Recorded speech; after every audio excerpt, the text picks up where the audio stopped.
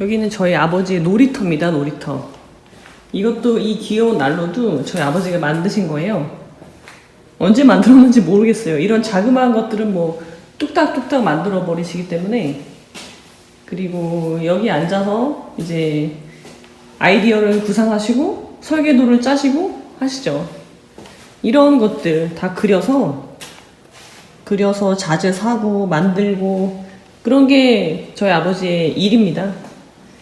이 의자는 어디서 망가진 의자예요. 어디서 주워갖고 어디서 가지고 오신 거고요.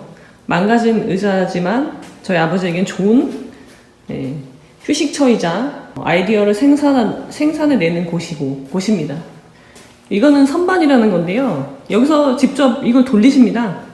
돌리셔서 작은 것들은 직접 가공하시고 만들고 그러시죠. 저는 아버지가 매일 밤에 새벽까지 이렇게 작업하시는 모습을 많이 봐서 익숙하지만 싫죠. 왜냐면 좀 쉬셨으면 좋겠는데 쉬지 않고 항상 뭔가를 끊임없이 하시기 때문에. 여러분 안녕하십니까? 오늘은 제가 또 오랜만에 시골에 내려왔습니다. 오늘 제가 여러분들에게 드리고 싶은 말씀은요, 바닥까지 떨어졌다가 다시 밑바닥을 차고 다시 올라온 한 남자의 이야기를 해드리려고 합니다. 그분은 바로 저희 아버지이십니다. 저희 아버지의 양육법, 저희 부모님의 양육법에 대해서 궁금해하시는 분들이 있어요. 저의 부모님이 자식들을 양육한 방법에 대해서 알고 싶다고 하셨습니다. 자, 제가 그 남자의 이야기를 해드릴게요. 잘 들어보십시오. 자, 그 남자는 48년생입니다. 1948년생이고 가난한 시골의 농부의 아들로 태어납니다. 3남 1녀 중에 막내로 태어나요. 그렇지만 가난했지만 굉장히 열심히 일을 하는 사람들이었어요. 어머니도 굉장히 열심히 일하는, 땀 흘려 일하는 거에 대한 의미를 알고 있는 사람들이었죠. 열심히 일을 했습니다. 그래서 어느 정도 돈도 모았어요. 그리고 그 돈을 이제 다른 사람들한테 빌려주기도 했죠. 근데 그때 박정희 대통령 때였나? 채무를 면제해주는 조치를 했다고 해요. 저는 잘 모르겠습니다. 제가 찾아보지는 않았는데. 그래서 그 돈을 빌려준 사람만 바보가 된 거죠. 그런 또 사회적인, 시대적인 그런 아픔을 겪고, 그러니까 열심히 일해도 별로 나아지는 게 없었던 거죠. 기껏해서 번 돈을 자기가 안 쓰고 내가 안 쓰고 다른 사람 빌려줬을 때는 그거에 대해서 정부에서 갚지 않아도 된다, 채무 감면을 해주는 그런 조치까지 해버린 거죠. 이 남자는요, 학력은 높지 않습니다. 학력은 높지 않아요. 중학교 때인가 서울로 왔고 되게 감수성이 여린 학생이었습니다. 여린 아이였어요. 한 번은 집에서 토끼를 기르는데 가족 중에 누군가가 토끼한테 먹이를 주지 않은 거예요. 배춧잎을 안 줬다는 거죠. 여러분, 그 당시에는 토끼한테 배춧잎은 굉장히 사치품입니다. 근데 이 남자 아이는 그 토끼를 너무 사랑한 거예요. 그래서 배춧잎을 줘야 되는데 안 준 거죠. 집안 어른들이 배춧잎을 주지 않은 거예요. 그래서 그거에 상심해서 가출을 하기도 하는 그런 마음 어린 남자 아이였습니다. 자, 근데 이 아이가 이제 서울로 갑니다. 서울로 가서 배운 게 없잖아요. 배운 게 없고, 뭐 가방끈은 당연히 배운 것도 없고, 가방끈도 짧고. 자, 그래서 이 친구가 무엇을 하냐면, 이제 공구 쪽에 이제 발을 들여놓게 됩니다. 그러면서 이제 운명의 사람을 만나게 돼요. 운명의 사람을 만나는데, 한번 무역을 해보는 게 어떻겠냐라는 얘기를 들은 거죠. 자, 근데 이 청년은요, 이제 청년이 됐죠. 이 청년은 무역에 대해서 전혀 지식이 없고요. 영어는 당연히 할 줄 모르고요. 그런 친구였습니다. 그런 청년이었습니다. 근데 그 말을 듣고, 이게 여러분, 인생은 기회라고 했잖아요. 인생은 기회고요. 나한테 그 기회가 왔을 때 그거를 잡아야 되는 겁니다. 잡은 사람은 성공할 수 있고, 그거를 기회가 왔음에도 불구하고, 그거를 놓치는 사람들은 그냥 그렇게 되는 거죠. 자, 근데 이 청년은요, 갑니다. 그 당시에는 우리나라 공구가 기계나 그런 것들이 없었어요. 만들 만한 능력이 안 됐기 때문에 주로 수출을 해왔단 말입니다. 일본 거는 굉장히 비쌌고, 그 당시에 이제 대만 것들을 수입해서 썼던 거죠. 그래서 이 청년은 대만을 갑니다. 대만에 통역하는 사람을 한 명 구해서 대만을 갔고, 거래처를 뚫어냅니다. 거래처를 뚫어내고, 그래서 대만 제품을 수입하기 시작해요.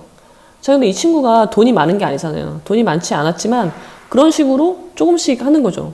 그리고 그때는요, 경기가 너무 좋아서, 그리고 공장이 막 돌아가야 되는데 기계가 없어서 일을 못할 지경이었으니까 물건이 배로 들어오는 순간 그냥 그 전에 다 팔리는 그런 상황이었던 거죠.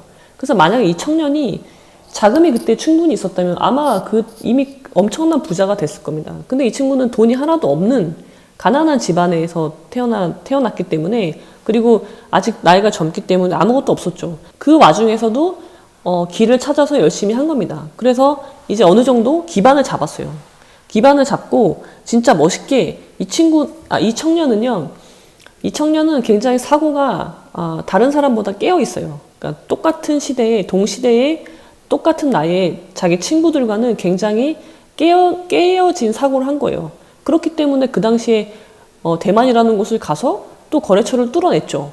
이거는 여러분 공부해서 배우는 게 아닙니다. 내가 학교에서 배울 수 있는 게 아니고요. 그거는 학력이랑은 전혀 상관이 없어요. 이 친구는 기본적으로 진취적인 기상을 갖고 있는 거죠. 그리고 내 인생은 내가 개척한다라는 그런 마인드가 굉장히 강한 사람이었고, 그리고 내가 비록 지금은 초라해서 아무것도 가진 게 없지만 나는 분명히 성공할 수 있다. 내가 어떤 성공이란 목표를 세워놓고 나는 그걸 이룰 수 있다라고 믿은 거죠. 그래서 그 믿은 대로 행동을 했고 그렇게 이뤄냅니다. 이뤄내가지고 결혼도 하죠. 결혼도 하고 굉장히 미모의 여자랑 결혼을 합니다. 그리고서 아이들도 낳았어요. 아이들도 낳아서 남자 아이 둘, 여자 아이 한 명을 낳습니다. 그래서 행복하게 잘 살고 사는데, 여러분 모든 사람에게는요 시련이 찾아오게 되어 있습니다. 시련 없이 계속 쭉 성장만 하는 사람은 없어요. 가다가 내려가기도 하고 올라가기도 하는 게 우리 인생입니다. 제가 인생은 굴곡이 있다고 말씀을 드렸잖아요. 자, 이 친구가 쭉 올라가다가 이제 내려가는 시기가 옵니다. 어떤 일이 발생하냐면, 이제 집도 있고 차도 있고 살아가는 가족들도 있고 이제 모든 걸 다 잃었고, 거기서 이제 사업은 승승장구였어요. 성공 가도만 달릴 일만 남은 거죠. 근데 사업을 하다가 어떤 친구를 만나는데, 옛날에는요 여러분 어음을 끊었는데요, 약속 어음 있잖아요. 그거를 이제 가계수표라고 하죠.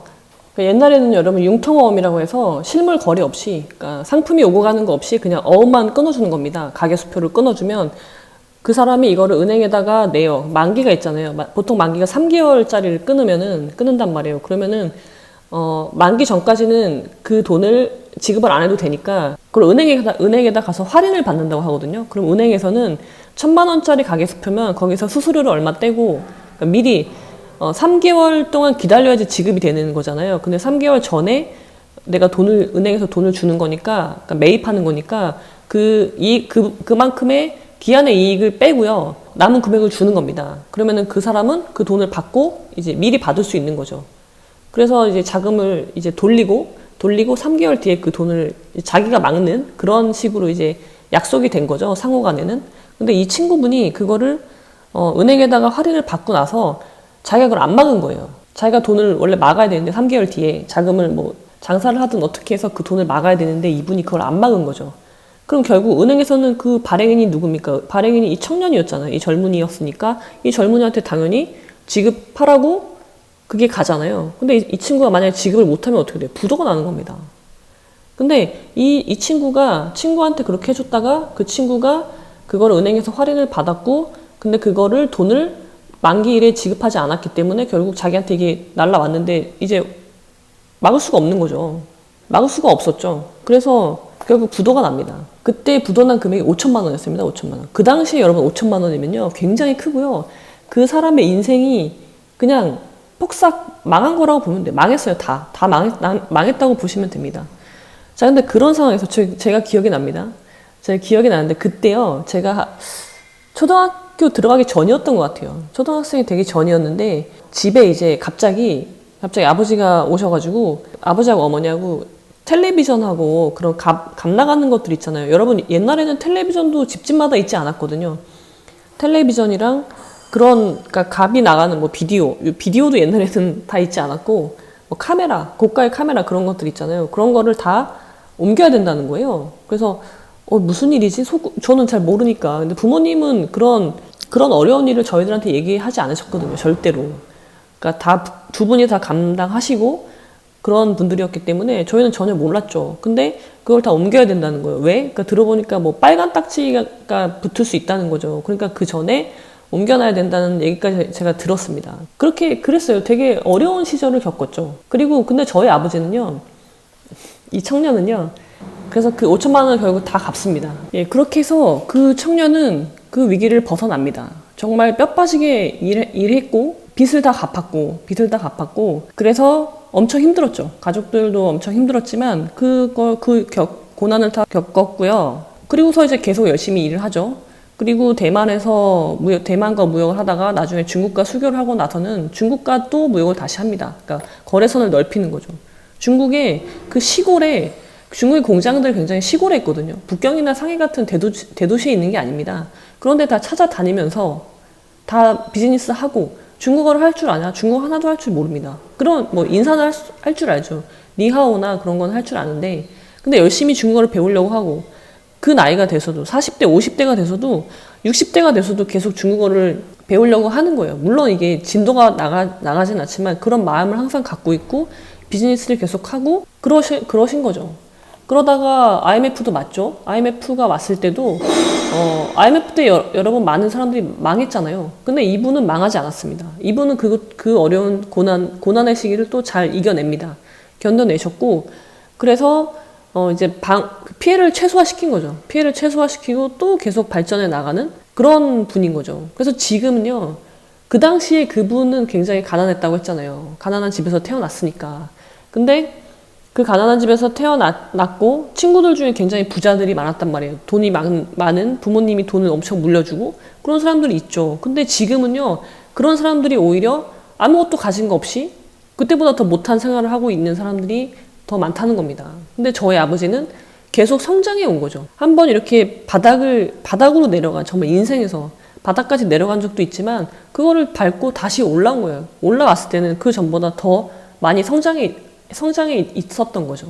그러니까 인생을 그렇게 사셨습니다. 지금까지 그렇게 살아오셨고, 그래서 제가 아버지를 존경할 수밖에 없는, 물론 저희 아버지는 굉장히 가부장적이고 권위적이고 그런 요소를 갖고 계시지만 그거는 이제 누구나 사람들이 일장일단이 있기 때문에 그것보다도 존경할 만한 게 너무 많은 거예요. 그러니까 저는 어떤 생각을 했냐면은, 내가 아무리 열심히 해도 아버지의 발 뒤꿈치만도 못 따라가겠구나, 그런 생각을 한 적이 굉장히 많습니다. 그 아버지의 열정과, 지금 저희 아버지가 70대신데 그 열정, 식지 않은 열정은 도대체 어디서 나오는 걸까 되게 궁금하기도 하고 그렇습니다. 정말 정말 대단하신 분이고, 제가 여러분 판사, 그러니까 모든 사자, 그러니까 직업 중에 사자 들어가는 직업을 좋아하잖아요. 모든 그 사자를 가진 직업 중에 최고가 뭔지 아십니까, 여러분? 판사, 검사 아닙니다. 판사, 검사보다 위에 있는 건요, 여러분, 장사입니다, 장사. 장사를 하는 사람이 정말 대단한 거고요. 저희 아버지가 항상 저한테 해주시는 말씀이 있었어요. 당신은 무에서 유를 창조할 줄 안다는 거예요. 무에서 유를 창조할 줄 알기 때문에 오히려 돈이 많은 사람들 있잖아요. 부모한테 많은 돈을 물려받은 사람들이 더 불쌍하다고 얘기를 항상 하시거든요. 저한테 해주셨거든요. 무에서 유를 창조할 줄 알아야 된다는 거예요, 사람은. 근데 이 말은요, 뭐랑 일맥상통하냐면, 제가 지난번에 인간이 외로운 이유에서 자유로부터의 도피, 그거에 대한 영상이 있잖아요. 그거를 제가 설명해드린 영상이 있는데, 거기서 보면은 에릭 프롬이 말한 인간이 외롭지 않기 위해서 해야 되는 일은 적극적인 자유를 쟁취해야 되는데, 그 적극적인 자유는 어디서 나오냐? 내가 무언가를 창조할 때 그게 나온다고 했거든요. 그러니까 저희 아버지는 지금 70평생 동안 계속 무언가를 만들어낸 거예요. 창조. 그래서 외롭지 않은 거고, 여러분, 외롭다는 게 옆에 사람이 없어서 외로운 게 절대 아닌 거 아시죠? 예. 사람이 많은 속에서도, 내가 가정이 있어도 나는 외로울 수 있는데, 저희 아버지는 단 한 번도 외로움을 느끼지 않을 수 있었던 거죠. 왜냐하면 항상 무언가를 끊임없이 창조해 내신단 말이에요. 물론 그 활동이 돈이 되는 게 아니에요. 경제적으로 연결되는 활동도 있지만 그렇지 않은 것도 많아요. 근데 그 자체, 무언가를 만들어내는 그 과정 자체에서 에너지를 얻는 거죠. 그리고 내가 살아있다는 거, 그리고 내가 무언가를 창조한다는 거에서 끊임없는 에너지가 나온다고 저는 생각합니다. 물론 가족의 입장으로서, 딸의 입장으로서 불만이 많죠. 아니 좀 쉬셨으면 좋겠는데 왜 저렇게 밤새 일을 하실까? 그렇다고 저 일이 무슨 경제적인 가치를 창조해내는 일이 아닌데 오로지 아버지의 취미생활인데 왜 저렇게 하실까라고 가족의 입장으로서는 좀 그런 마음이 있지만 그거는 아버지의 에너지 원천인 거죠. 그렇습니다, 여러분. 예. 그래서 저도 저희 아버지처럼 무언가를 창조해내는 사람이 되고 싶고요. 제가 변호사이지만, 지금 변호사이지만, 제가 말씀드렸잖아요. 변호사라는 건 굉장히 좋은 직업이죠. 좋은 직업인데, 정말 멋있게 인생을 살기 위해서는 언젠가는 이 변호사라는 경계를 넘어서야 된다. 예. 변호사라는 타이틀도 어떤 면으로 보면 저한테는 제약이 될 수 있는 거거든요. 그래서 그런 걸 모두 넘고 뛰어넘어서 정말 진짜로 창조를 살 수 있는 사람, 뭔가를 창조해낼 수 있는 사람이 되기 위해서 열심히 노력하고 있습니다. 지금까지 어느 한 남자의 이야기, 제가 알고 있는, 제가 정말 존경하고 사랑하는 한 남자에 대해서 말씀을 드렸습니다. 근데 여러분, 그 남자가 이렇게 이 자리까지 오기까지 올 수 있었던 건 누구 때문이라고요? 한 여자 때문이죠. 그 여자의 희생과 배려, 그런 게 없었다면은 그 남자는 여기까지 오지 못했을 겁니다. 그래서 저는 그 한 남자와 그 한 여자에 대해서 정말 진심으로 깊은 존경을 표하고 싶고요. 항상 감사하다고, 사랑한다고 말씀드리고 싶습니다. 예. 오늘은 여기까지. 여러분, 네이버 카페에 많이 가입해 주시고요. 구독, 좋아요, 공유, 댓글은 사랑입니다. 왜 들어왔어요? 아니 이제 자꾸 녹이나 에어컨을 키니까 녹이나 여기 에어컨이 있나? 아, 저기 있구나. 에어컨을 키면 이게 차가워가지고 녹이나 그럼 어떻게 해? 안 켜야지. 에어컨을 안 킨다고? 덥지 그럼. 선풍기 틀어야 되겠구만. 찬 공기가 여기 때리면 얘가 차가워지잖아, 쇠가. 그러다가 이제 끄면 여기서 물방울이 생기는 거야, 선반 자체에다. 위치가.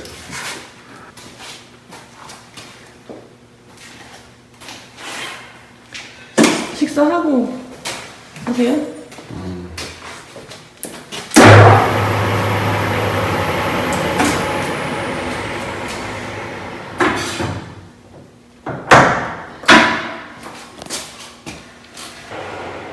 다쳤어? 아니?